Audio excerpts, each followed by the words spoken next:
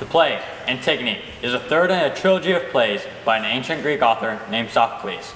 These three plays center around the family of a man named Oedipus. Oedipus has recently become king of Thebes through a series of bizarre circumstances. Let us give you the background of this unusual family so you can better understand the play you will see today. King Laius and Queen Jocasta of the land of Thebes had a son. However, they were told of a terrible prophecy that this little baby boy would grow up to kill his father, King Laius. To prevent this prophecy from coming true, Queen Jocasta, the baby's mother, gave the baby boy to a servant to have him killed. But as you may have already guessed, the servant could not bring himself to harm the small child. So he gave him to a family to have him adopted in their home in faraway Corinth. Several years later, and King Laius is murdered, but nobody knows who killed the king. Queen Jocasta, now a widow, marries a man named Oedipus. The land is quiet for some time, but then a plague occurs, killing crops, animals, and people. King Oedipus is told that to stop the plague, he must find the killer of his predecessor, King Laius. This new king of Thebes, King Oedipus, puts all his resources forward into finding this vicious murderer. However, much to his horror, he discovers that he, himself, has unknowingly killed the king. And to add to this devastating news, he also discovers that the king was actually his father. The prophecy was indeed fulfilled. He must now leave Thebes because he not only killed his father, the king, but also unknowingly married Queen Jocasta, who was his mother. He must be banished for these horrendous deeds. Oedipus has now left Thebes, and his two sons, Polynices and Antigone, are to jointly rule the land in their father's place. However, because of greed, one brother, Antigone, kicks the other brother, Polynices, out of the country so that he may have all the power for himself. This causes a civil war to ensue when the exiled brother Polynices rallies an army and attacks the city. This is considered treason to attack Thebes. At this point in the war, both brothers had killed one another, and Creon, Jocasta's brother, takes over the crown and becomes king. We now begin the third play in the trilogy, Antigone, the play you'll see today. In this play, Polynices and Antigone, the two sons of Oedipus, have died. They've died in the civil war. King Creon, the new king of Thebes, has given Antigone a warrior's funeral with all honors, but refuses to bury Polynices or let anyone else bury him. In fact, he has issued a proclamation prohibiting the burial of Polynices. You see, in their religion, one requires a proper burial in order to find rest and peace in the afterlife. So by not burying Polynices, King Creon believes that he is punishing this traitor for all of eternity. We begin this play with Antigone wanting to bury her brother and trying to persuade her sister Ismene to join her. Antigone believes she must obey the god's law rather than the king's law. She must bury Polynices rather than obey King Creon's edict. Ismene feels she must obey the king's law. We must ask ourselves the same question. Whose law do you follow when man's law conflicts with God's law? Do you obey man or do you obey God? What would you do?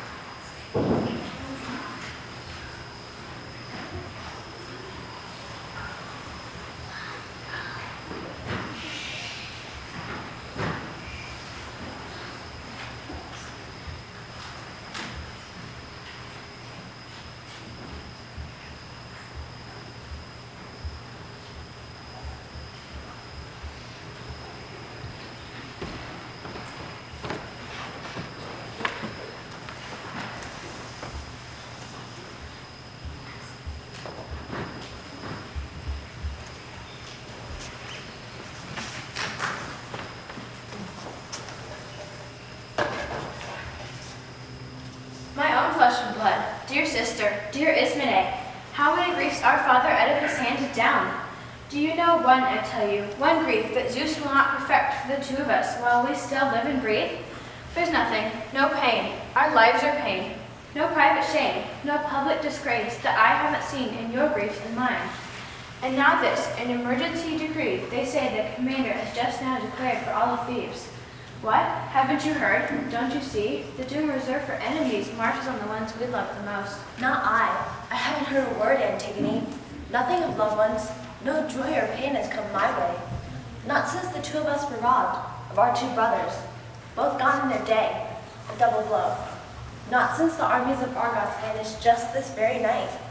I know nothing more, whether a luck's improved or ruin is still to come. I thought so. That's why I brought you out here. past the gates, so you could hear in private. What's the matter? Trouble, clearly. You sound so dark, so grim. Why not? Our own brother's burial. Hasn't Creon graced one with all the rights, disgraced the other? Eteocles, they say, has been given full military honors, rightly so. Creon has laid him in the earth, and he goes with glory down among the dead. But the body of Polynices, who died miserably, why, as citywide proclamation rumor has it, forbids anyone to bury him, even mourn him. He's to be left, unwept, unburied, a lovely treasure for the birds that scan the field and feast to their heart's content. Such, I hear, is the martial law our good Creon lays down for you and me. Yes, me, I tell you, and he's coming here to alert the uninformed in no uncertain terms, and he won't treat the matter lightly. Whoever disobeys him the least will die, doom is sealed, stoned to death inside the city walls. There you have it. You'll soon see what you are, Ismene, worth your breeding or a coward for all your royal blood. My poor sister, if things have come to this, who am I to make amend them?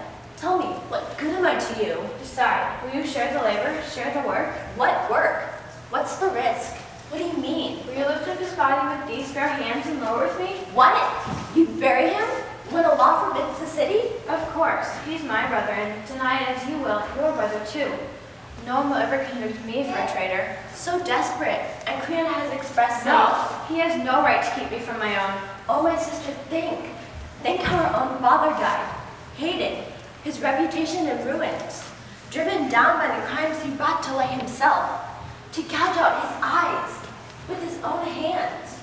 The mother, his mother and wife, both in one, mutilating her life in a twisted noose. And last, our two brothers, dead in a single day, both shedding their own blood. Poor suffering boys, battling out the common destiny, hand to hand. Now look at the two of us, left so alone. Think what a death will die. The worst of all, if we violate the laws and override the fixed decree of the throne, its power. We must be sensible. Remember, we're women. We're not born to contend with men. Then too, we're underlings. We're by much stronger hands. So we must submit in this, and things still worse. I, for one, I'll beg the dead to forgive me. I'm forced. I have no choice. I must obey the ones who stand in power. Why rush to extremes? It's madness. Madness! I won't insist, no. Even if you should have a change of heart, I'd never welcome you in the labor, not with me. So do as you like, whatever suits you best. I will bury him myself. And even if I die in the act, that death will be a glory. I have longer to please the dead than living here. In the kingdom down below, I'll live forever. Do as you like. Dishonor the laws the gods want to honor. I do them no dishonor. But defy the city? I have no strength for that. You have your excuses. I am on my way. I will raise a mountain for him, my dear brother. Oh, Antigone, you're so rash. I'm so afraid for you. Don't fear for me. Set your own life in order. Then don't, at least, blurt this out to anyone. Keep it a secret. I'll join you in that. I promise. Shout from the rooftops. I don't care. I'll hate you all the more for silence. Tell the world. So fiery, and it ought to chill your heart. You are wrong. You are off on a hopeless quest. If you say so, you will make me hate you, and the hatred of the dead, by all rights, will haunt you night and day. But leave me to my own absurdity. Leave me to suffer this dreadful thing. I will suffer nothing as great as death without glory. Then go, if you must.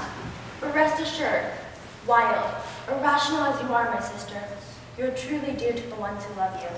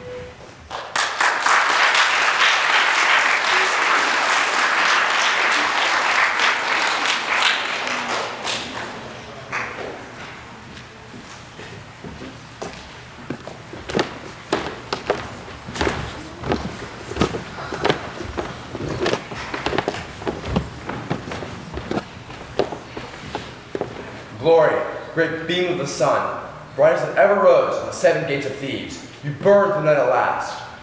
Great eye of golden day, you threw the enemy of Argos, is flying headlong now, the bridle of fate stampeding him with pain. He had driven against our borders, launched by the warring flames of Polynices, like an eagle screaming, winging havoc over the land. Wings of armor, a huge army massing, crested helmet, bristling for a soul.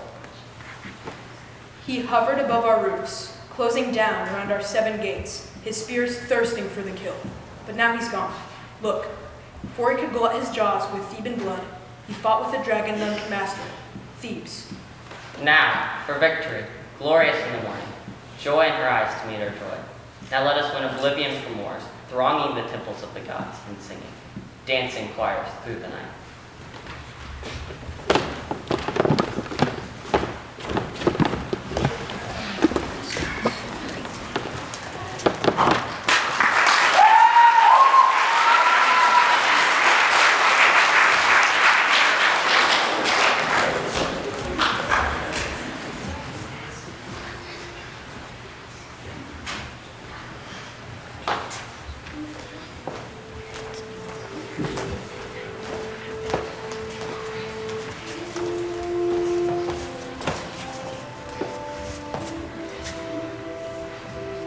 My countrymen, the ship of state is safe. The gods who rocked her, after a long, merciless, pounding of the storm, have righted her once more. Out of the whole city, I have called you here alone. Well, I know, first, your undeviating respect for the throne and royal power of King Laius. Next, while Oedipus steered the land of Thebes, and even after he died, your loyalty was unshakable. You still stood by their children. Now then, since 2 sons are dead, 2 blows of fate in the same day, cut down by each other's hands, both killers, both brothers stained with blood. As I am next in kin to the dead, I now possess the throne and all of its powers. Of course, you cannot know a man completely. His character, his principles, sense of judgment, not till these shown his colors. Ruling the people, making laws, experience. There's the test. As I see it, whoever assumes the task, the awesome task, of setting the city's course, and refuses to adopt the soundest policies, but fearing someone, keeping his lips locked tight, he's utterly worthless. So I rate him now. I always have. And whoever proves his loyalty to the state, I'll prize that man in death, as well as life. If this is your pleasure, I have proclaimed, just now, the following decree to our people, concerning the 2 sons of Oedipus. Oedipus, who died fighting for Thebes, shall be buried, crowned with the hero's honors. But as for his blood brother, Polynices, who returned from exile, home to his father's city, consumed with one desire. That man, a proclamation has forbidden the city to bury him, warn him at all. No, he must be left unburied, his corpse a carrion for the birds and dogs to tear, an obscenity for the citizens to behold. These are my principles. Never at my hands will the traitor be honored above the patriot, but whoever proves his loyalty to the state, I'll prize that man in death as well as life.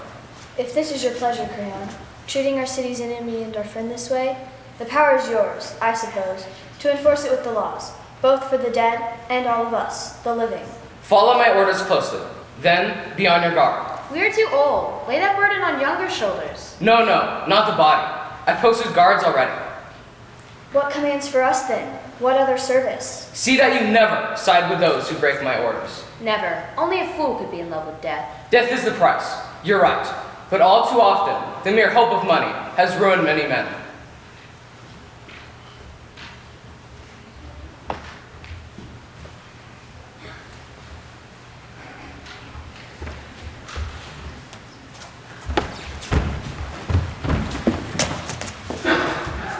My lord, I can't say we're winded from running, or set out with any spring in our legs either. No, sir.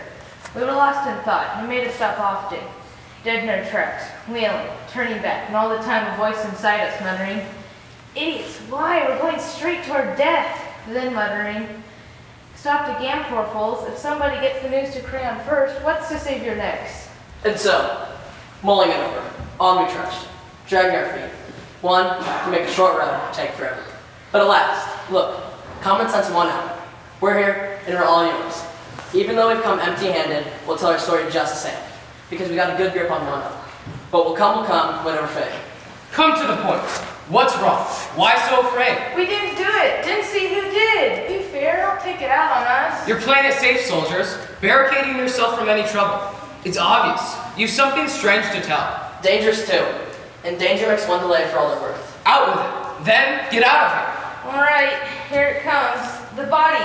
Someone's just buried it, then run off. Sprinkled some dry dust on the flesh, giving it proper rites. What? What man alive would dare? We have no idea. We swear it. No mark of the spade, no earth turned up, the ground hard and dry. Unbroken, no tracks, no wheel ruts, nothing. The workman left no trace. Just at sunup, the first watch of the day, points it out. It was a wonder. A terrific burden too, for all of us. Listen, you can't see the corpse. Not that it's buried really, just a light cover of road or something. As his home, it's laid that to rest, keep from getting cursed. Not a sign in sight that dogs or wild beasts worried the body, even torn the skin. We didn't do it. We had no hand in it either. We drew lots, and the lot fell to us. Condemned us. Unlucky as ever, we got the prize. So here we are, against our will and yours too. We know no one wants the men who bring bad news.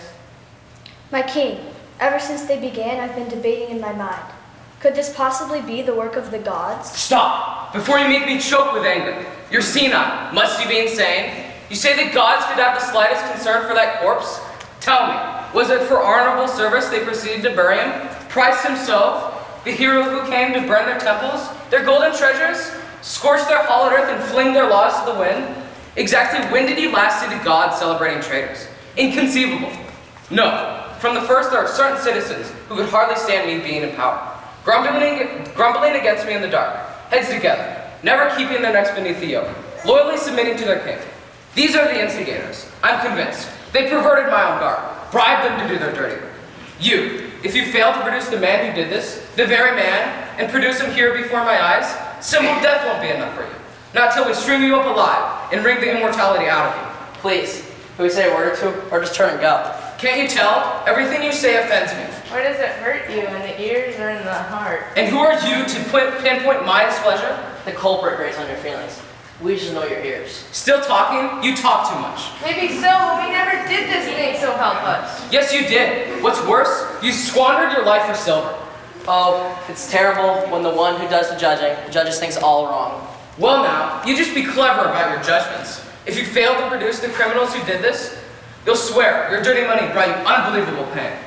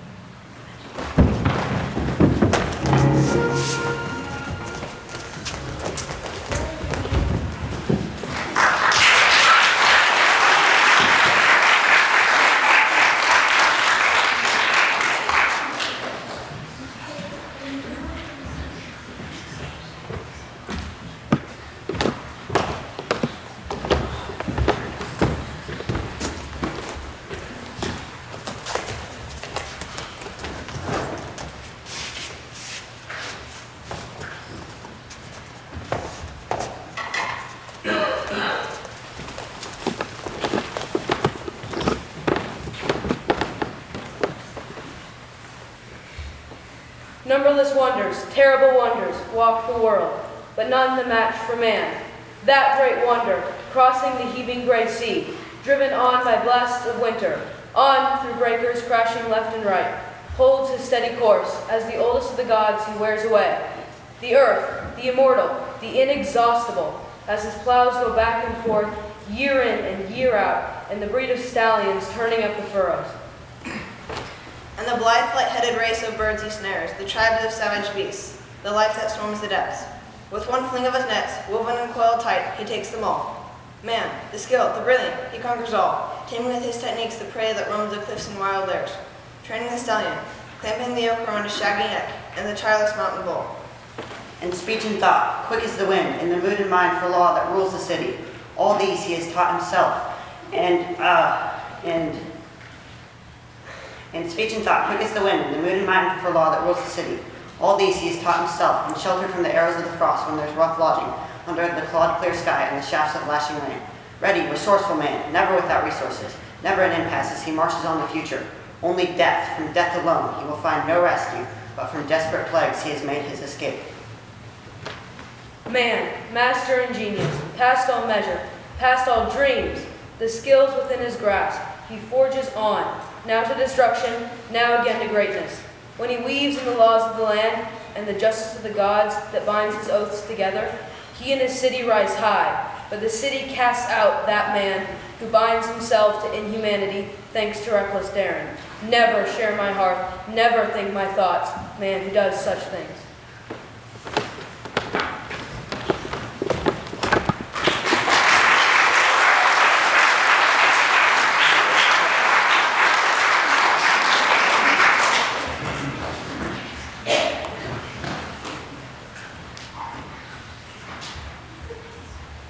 She's the one. She did it single-handed. We caught her bearing the body. Where's Creon?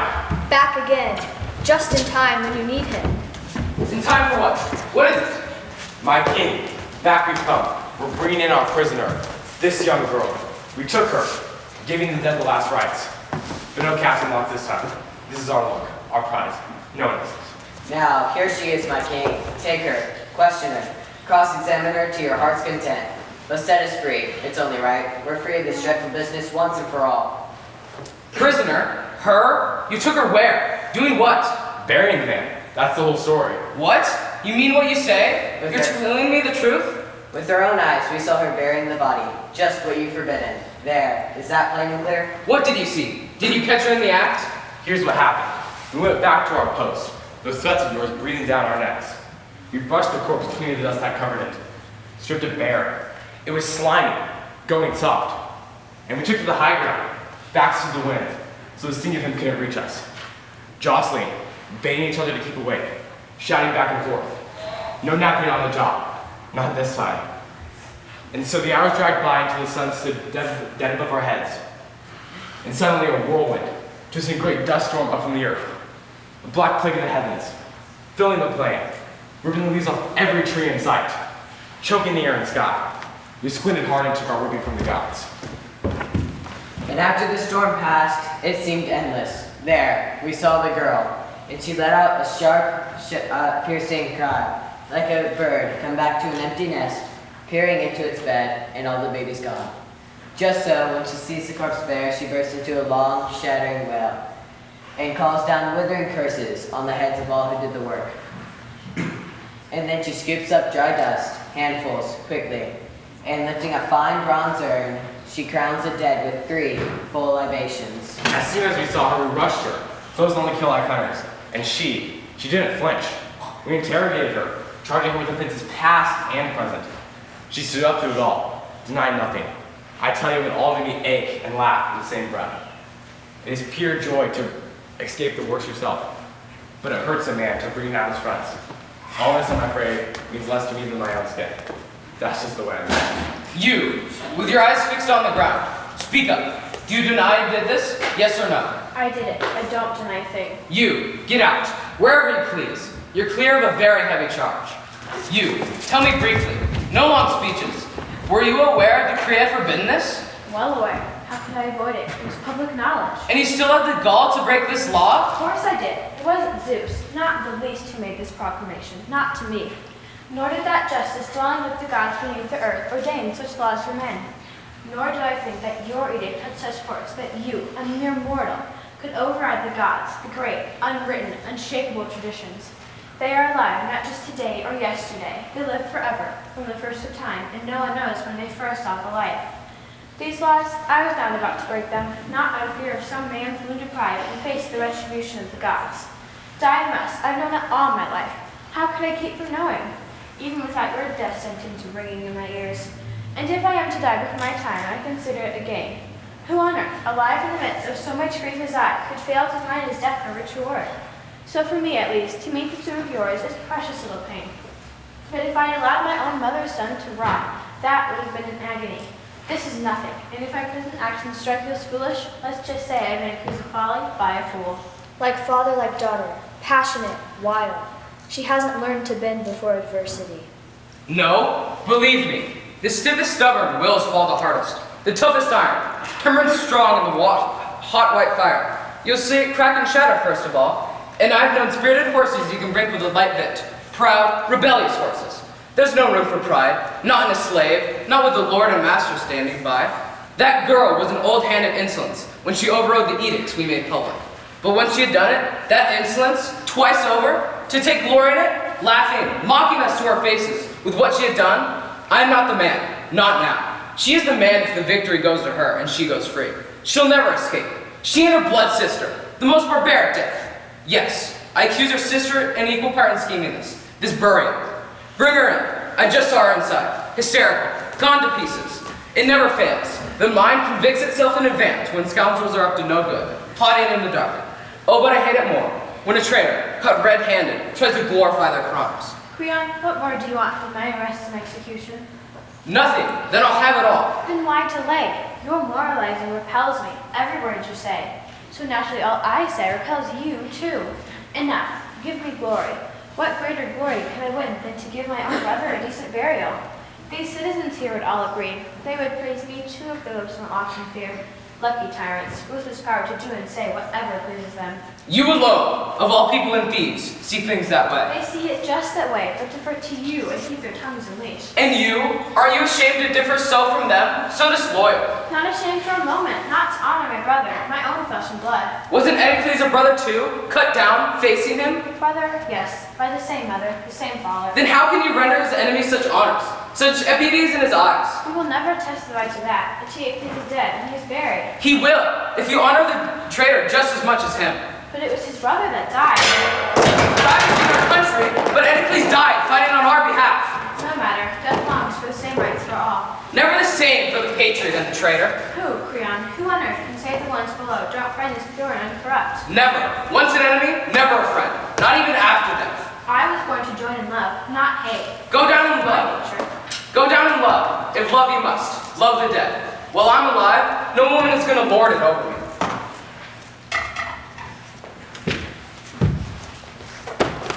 Look, Ismene's coming, loving sister, under a cloud. Sorrow puts her lovely radiance in the dark. You, in my own household, you viper, slinking undetected, sucking my lifeblood. I never knew I was breeding twin disasters, the two of you rising up against my throne. Come, tell me, will you confess your part in this crime or not? Answer me, swear to me. I did it, yes, if only she consents. I share the guilt, the consequences too. No, justice will never suffer that. Not you. You were unwilling. I never brought you in. But now you face such dangers. I'm not ashamed to sail through trouble with you.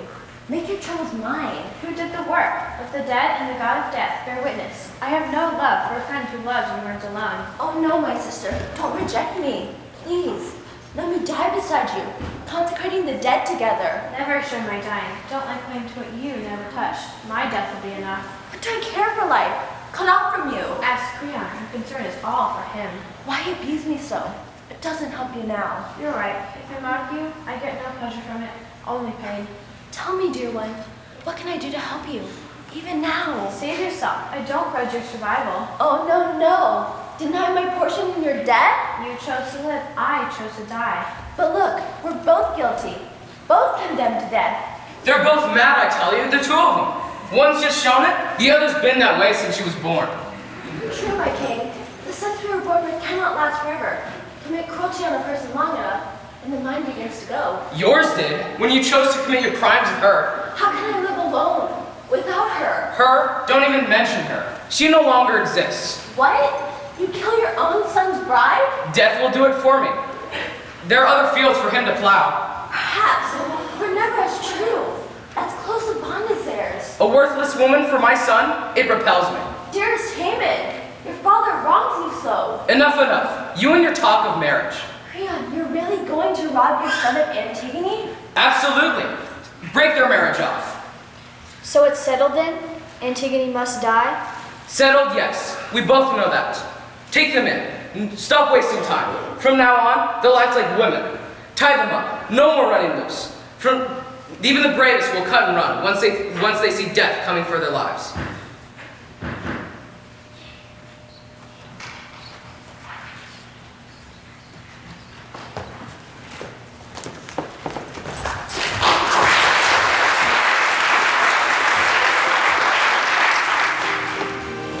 Blessed they are, truly blessed, who all their lives have never tasted devastation. For once the gods have rocked a house to its foundations, the ruins will never cease. Pressing on from one generation to another, like a great mounting tide, driven on by northern savage gales over the dead black depths. And now as in ancient times, I see the sorrows of the house, the living heirs of the old ancestral kings, piling on the sorrows, and one generation cannot free the next. And now the hope, the light, springing up from the late last root in the house of Oedipus, the hopes cut down by the long, bloody knife, swung by the gods of death, by a senseless word, by fury at the heart.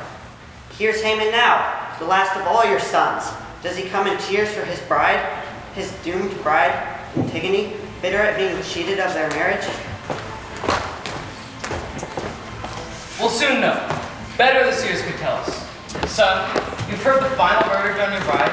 Are you coming here, raving against your father? Or do you love me, no matter what I do? Father, I'm your son. You, in your wisdom, set my bearings for me. No marriage could ever mean more to me than you, whatever good direction you may offer. Fine, Haman. That's how you ought to feel within your heart. Subordinate to your father's will in every way. That's what a man prays for. To produce good sons, a household full of them, dutiful and attentive so they can pay his enemies back with interest. But a man who rears a brood of useless children, what has he brought into this world, I ask you? Nothing, but trouble for himself and mockery from his enemies, laughing in his face. Oh, Haman, never lose your sense of judgment over a woman. Imagine it. I caught her in rebellion. That traitor, the only one in the whole city. I'm not about to prove myself a liar. Not to my people. No, I'm going to kill her.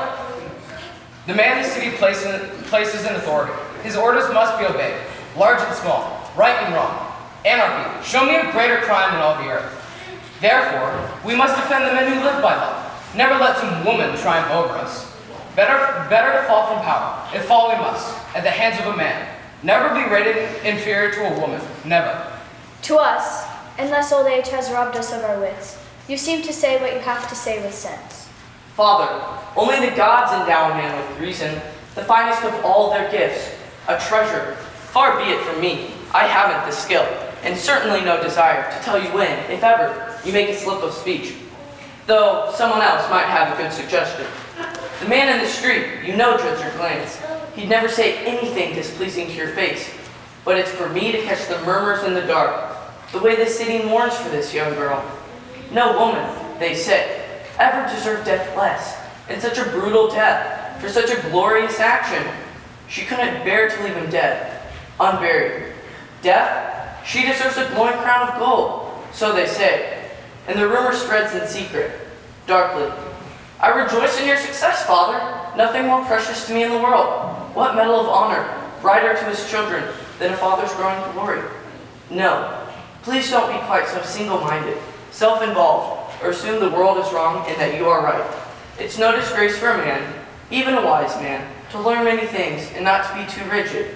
You've seen trees by a raging winter storm, how many sway with the flood and salvage every twig, but not the stubborn. They're ripped out, roots and all, bend or break. The same when a man is sailing. Haul your sails too taut, never give an inch, you'll capsize. Oh, give way, relax your anger, change. You'll do well, my lord, if he's speaking to the point, to learn from him. And you, my boy, from him. You're both talking sense. So, men are age? We're to be lectured, are we? Schooled by a boy his age? Only in what is right, but if I seem young, look less to my years, and more to what I do. Do? Is admiring rebels an achievement? I'd never suggest you admire treason. Oh? Isn't that just the sickness that's attacked her? The whole city of Thebes denies it, to a man. And is Thebes about to tell me how to rule? Now you see, who's talking like a child? Am I to rule this land for others, or myself? It's no city at all, owned by one man alone. What? The city is the king's. That's the law. What a splendid king you'd make on a desert island, you and you alone. This boy, I do believe, is fighting on her side, the woman's side. If you are a woman, yes, my concern is all for you. Why, you degenerate, bandying accusations, threatening me with justice. Your own father? I see my father offending justice. Wrong. Wrong? To protect my royal rights? Protect your rights when you trample down those of the gods? You, soul of corruption, rotten through, woman's accomplice. That may be, but you'll never find me accomplice to a criminal. That's what she is, and every word you say is blatant appeal for her. And you, and me, and the gods beneath the earth. You will never marry her, not while she's alive. No, then her death will kill another. What? Brazen threats? You go too far. What threat? Combating your empty, mindless judgments with the word? You'll suffer for your sermons, you and your empty wisdom. If you weren't my father, I'd say you were insane. Don't flatter me with father, you woman slave. You really expect to fling abuse at me and not receive the same? Is that so? Now by heavens I promise you, you'll pay. Taunting, insulting me?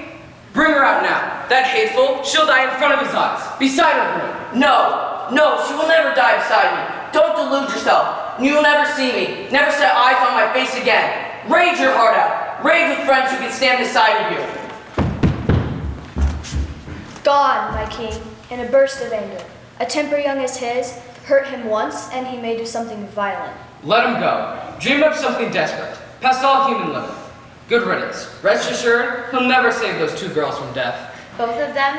You really intend to kill them both? No, not the ones whose hands are clean. You're quite right. But Antigone, what sort of death do you have in mind for her? I'll take her down some wild, desolate path, never trod by man, and wall her up alive in some rocky vault, and set up short rations, just to measure piety demands. There, let her pray to the one god she worships, death. Who knows? Maybe just reprieve her from death.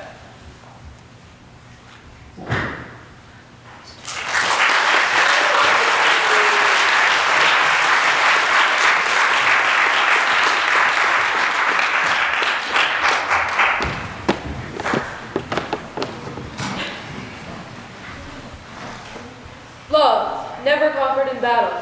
Love, the plunderers laying waste the rich. Love, standing the night watch, guarding your girl's soft cheek. Not even the deathless gods can flee your onset. Nothing human, born for a day. Whoever feels your grip is driven mad. Love, you rinse the minds of the righteous into outrage, serve them to your ruin. You have ignited this kindred strife, father and son at war, and love the lone victor. Warm glance of the bride triumphant, enthroned in power, side by side with the mighty laws. Irresistible Aphrodite, never conquered.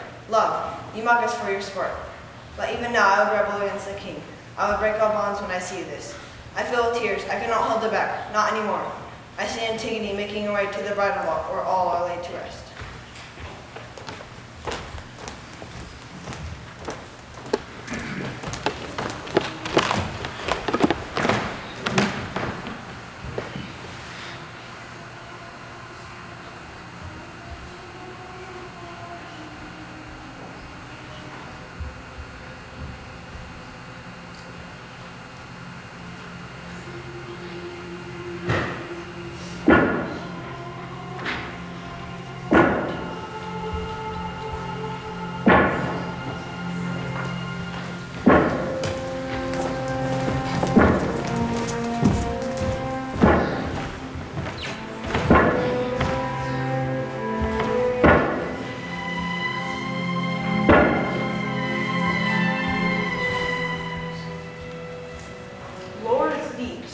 I and the boy have come together, hand in hand, to see with the eyes of war. So the blind go, but the guides lead the way. What is it, old Tiresias? What news now? I will teach you, and you obey the seer. I will. I've never wavered from your advice before. And so you kept the city straight on course. I owe you a great deal. I swear to that. Then reflect, my son, for you are poised once more on the razor edge of fate. What now? I shudder to hear you. You will learn when you listen to the warnings of my craft. As I sat in the sanctuary, where every bird I know will hover at my hand, suddenly I heard it. A strange voice in the wind beats. Unintelligible, barbaric, a mad scream. Tongues flashing, ripping. They were killing each other. That much I knew. The murderous fury warring on those wings made that much clear. I was afraid. I turned quickly, tested the burnt sacrifice, ignited the altar at once, but no fire. The god in the fire never blazed. Not from those offerings. No fire. The rites failed that might have blazed the future with the sun. So I learned from the boy here. He is my guide, as I am guide to others. And it is you, your high resolve, that sets this plague on Thebes. The gods are deaf to our prayers because of doomed son of Oedipus is not buried. Take all these things to heart, my son. I warn you, all men make mistakes. It is only human. But once the wrong is done, a man can turn his back and follow. Misfortune, too, who tries to make amends where below he's fallen, and stop his bull-like place. Stubbornness brings you persecution. Pride is a crime. No, yield to the dead. Never stop the fighter when he's down. Where's the glory? Killing the dead twice over. I mean you well. I give you sound advice. It's best to learn from a good advisor when he speaks for your own good. It's pure game. Old man, all of you. So you shoot your arrows, sap my heads, like archers at the target. I even had him loose on me, that fortune teller. You'll never bury that body in the grave. Never. Not even in fear of such defilement will I tolerate his burial. That traitor. Oh, is there a man alive who knows, who actually believes? What now? What earth-shattering truth are you about to utter? Just how much a sense of judgment, wisdom, is the greatest gift we have. Just as much, I'd say, as a twisted mind is the worst affliction known. I'm sick, Creon. Sick to death. Are you aware you are speaking to a king? Well aware. And know this too. Learn this by heart. The chariot of the sun will not race through so many circuits more before you have surrendered one born in your household, your own flesh and blood. A corpse or corpses given in return, since you have ruthlessly lodged a living soul within the grave. Then you rob the gods of Neolin, keeping a dead body here in the bright air, unburied, unsung, unhallowed by the rites. These arrows are for your hearts. I loose them like an archer in my anger, arrows deadly true. You'll never escape their searing, burning force. Come, take me home, so you convince his rage on younger men, and learn to keep a gentleman tongue in his head, and better sense than the Puritans now.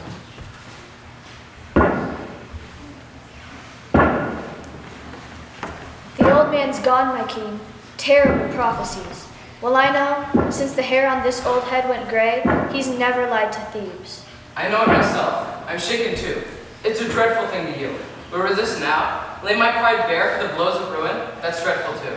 But good advice, Creon. Take it now, you must. What should I do? Tell me. I'll obey. Go. Free the girl from the rocky vault, and raise a mound for the body exposed. That's your advice?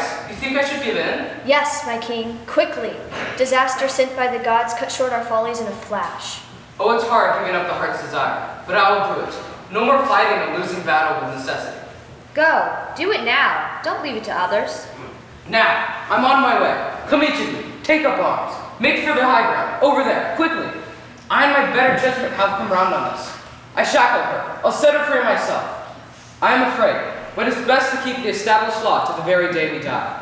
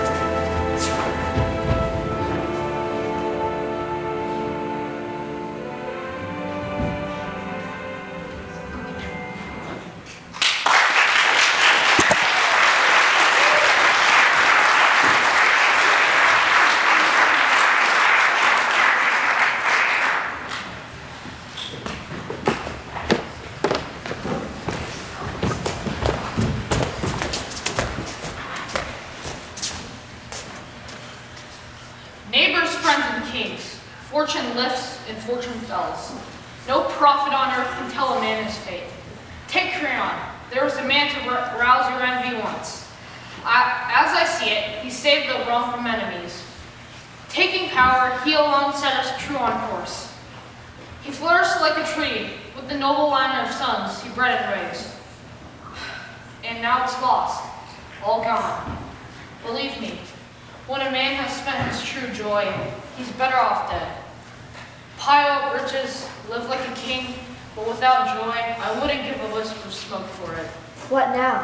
What new grief do you bring to the house of kings? Dead, dead, and the living are guilty of their death. Who's the murderer? Who's dead? Tell us. Haman's dead, his blood spilled by the very hand. His father's or his own? His own, raging mad at his father for the dead. Oh, great seer, you saw it all. You brought your word to birth. These are the facts. Deal with them as you will. Look, Eurydice, poor woman, Creon's wife, so close at hand. By chance, perhaps, unless she's heard the news about her son. My countrymen, all of you, I caught the sound of your words as I was leaving to do my offering to Athena. I heard a voice filled with sorrow, family sorrow. It struck my ears and I fell back, terrified. Everything went black. Tell me the news, again, whatever it is. Sorrow and I are hardly strangers. I can bear the worst. We, dear lady, we will speak as eyewitnesses. We were there, and we won't pass over one word of the truth. Why should we try and soothe you with the story only to prove liars in a moment? Truth is always best. So we escorted your Lord King Creon to the edge of the plain where the body lay, Polynices, torn by dogs and still in mourn. We gave him a proper burial, and as we completed the fire and were raising a mound of earth, turned and headed toward the rocky vault of Antigone. As we were far off, one of us heard a voice, a long wail rising, echoing out of that unhallowed wedding chamber. Creon pressed on closer. The strange cry became sharper, throbbing around him now. And he let loose a cry of his own, enough to wrench the heart, and he shouted it out loud. Oh, am I the prophet now, going down the darkest road I've ever gone? My son, his dear voice, he greets me. Go, men, closer quickly. Go through the gap, where the rocks are dragged back, right to the tomb's very mouth, and see if it's Haman's voice I think I hear, or the gods have robbed me of my senses. The king was shattered. We took his orders and went and searched, and there, in the deepest dark recesses of the tomb, we found her, hanged by the neck in a fine linen noose, strangled in a veil. And the boy, his arms flung around her waist, clinging to her, wailing for his bride, dead.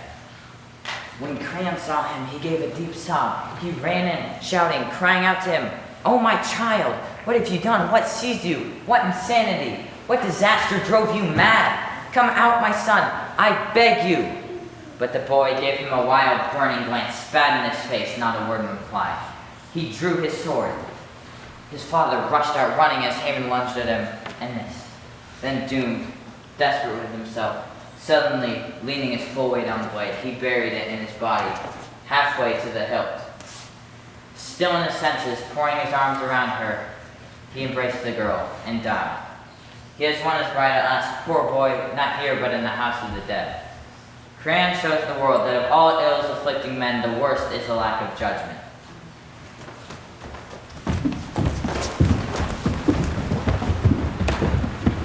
What do you make of that? The lady's gone without a word, good or bad. I'm alarmed too, but here's my hope. Faced with her son's death, she finds it unbecoming to mourn in public. She's too discreet. She won't do something rash. For me, at least, a long, heavy silence promises danger, just as much as a lot of empty outcries. We'll see if she's hiding something back, holding some passion in her heart. I'm going in. You may be right. Who knows? Even too much silence has its dangers.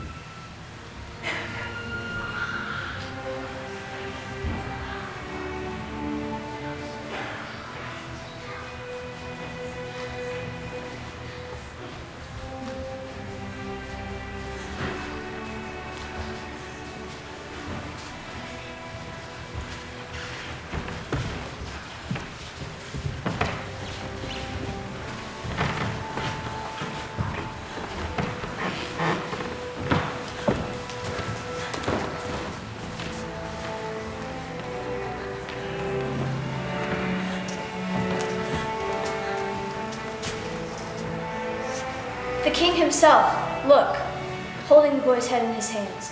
Clear proof, if it's right to say so. Proof of his own madness. No one else's, no, his own blind wrongs. Oh, so senseless, so insane. My crimes, my stubborn deadly. Look at us, the killer, the killed. Father and son, the same blood, the misery, my plans, my mad fanatic heart, my son, cut off so young. Oh, dead, lost to this world, not through your stupidity, no, my own. Too late, too late. You see what justice means. Oh, and I've learned through blood and tears. Master, what a mountain of grief you have. The grief that lies to hand you've brought to yourself, and you'll have more. The rest, you'll see it all too soon. What now? What's worse than this? The queen is dead! Mother of this dead boy, mother to the end. Poor thing, her wounds are fresh. No, no, why me? Why death are you killing me? Herald of pain, more words, more grief. I died once, you kill me again and again. See for yourself. Now they bring her body from the palace. Oh no, another. A second loss to break my heart. She stabbed herself at the altar. She raised a cry, and with her dying breath, she called down torments on your head. First for Megarius, who was killed on the first assault of the war, and then for Haman. You killed her sons. And the guilt is all mine. Can never be fixed on another man. No escape from me. God help me, I admit it all. Take me away. I don't even exist. I am no one, nothing. Good advice, Creon. If there's any good in suffering, quickest is the best when troubles block the way. Come, let it come. The best of fate that brings the final day. The best fate of all. Oh, quickly now, so I never have to see another sunrise. That will come when it comes. We must deal with all that lies before us. The future rests with the ones who tend the future. That prayer, I poured my heart out into that prayer. No more prayers for now. For mortal men, there is no escape from the doom we must endure. Take me away, I beg you, out of sight. A rash, indiscriminate fool. I killed you, my son, against my own will. You too, my wife. Railing wreck of a man. Whom to look to, whom to lean on for support.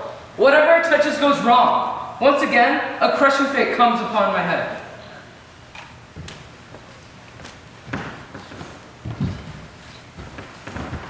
Wisdom is by far the greatest part of joy, and reverence towards the gods must be safeguarded. The mighty words of the proud are paid in full with mighty blows of fate, and at long last those blows will teach us wisdom.